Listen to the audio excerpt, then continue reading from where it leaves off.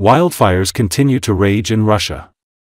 The fires are rapidly approaching a village in Khabarovsk region in Russia's far east due to strong winds.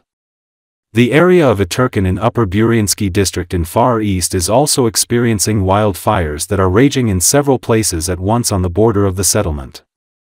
Local residents reported that the fire is burning behind a school, local train station, and near the substation. The streets are in smoke and there are no firefighters nearby.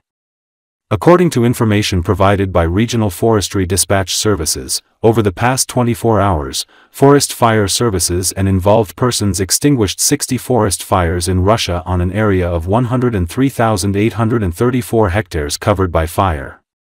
Forest fires have been extinguished in 20 regions, the republics of Sakha or Yakutia, Buryatia, Kamchatka, Khabarovsk, Zabaikalsky, Perm Krais, Bryansk, Arkhangelsk, Vladimir, Tyumen, Vologda, Voronezh, Amur, Kostroma, Irkutsk, Nizhny Novgorod, Moscow, Penza, Ryazan regions.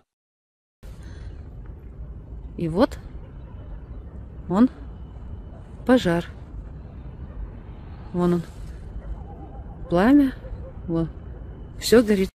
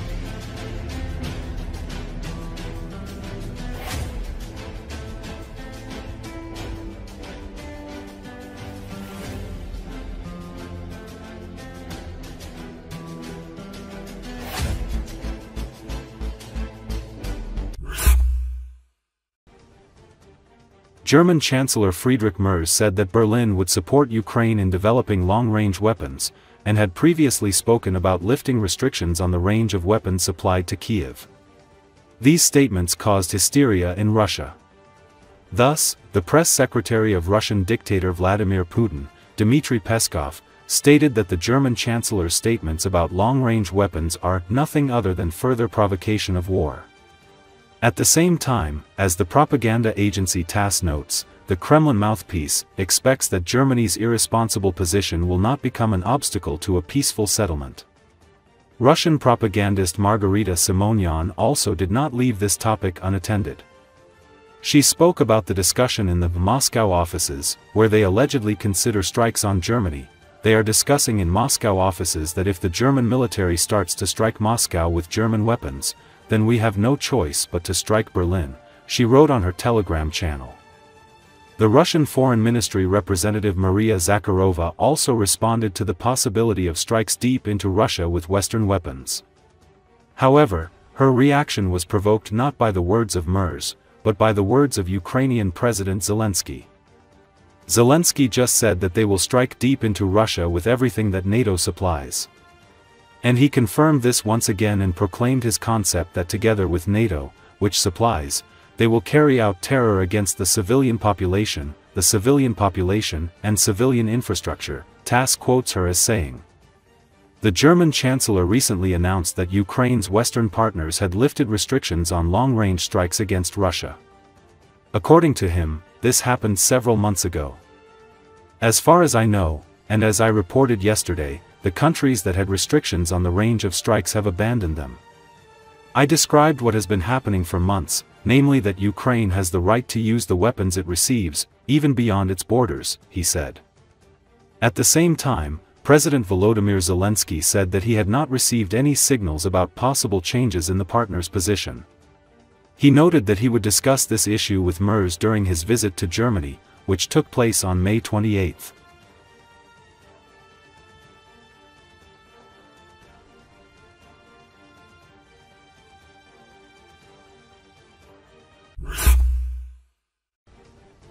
Former Russian Defense Minister Sergei Shoigu has big problems. Dictator Vladimir Putin has given the go-ahead to the security forces for a criminal case against his entourage.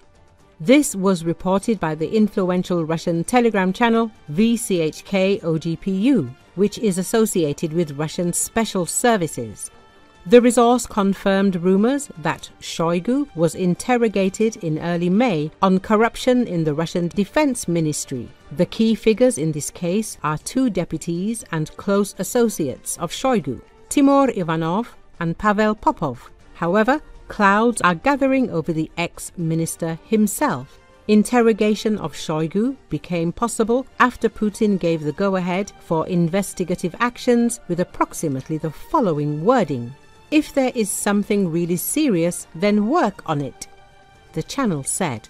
He claims that Shoigu's fate has not yet been decided, but his arrested comrade, Salikov, will go to prison with a 90% probability. It should be noted that before the full-scale war of the Russian Federation against Ukraine, Shoigu was quite close to the Russian dictator.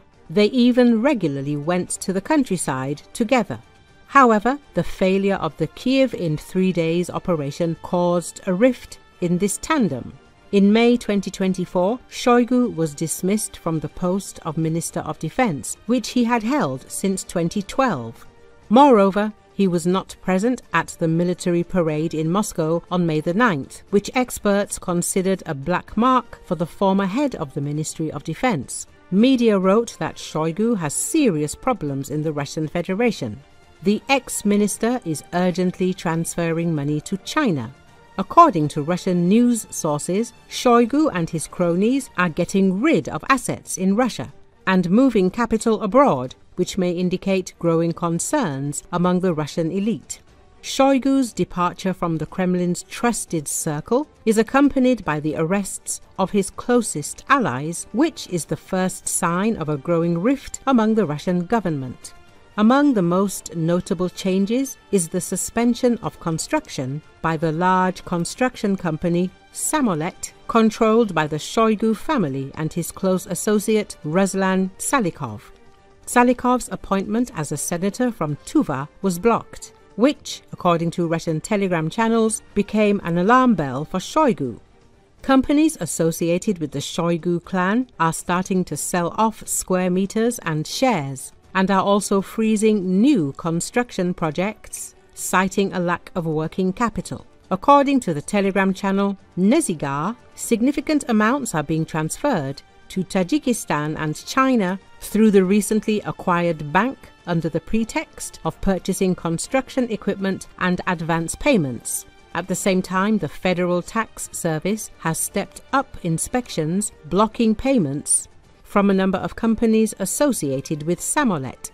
Mounting debts to contractors and subcontractors are exacerbating the crisis, also affecting ethnic criminal groups involved in the construction, including conflicts over unpaid debts arising from the Samolet projects.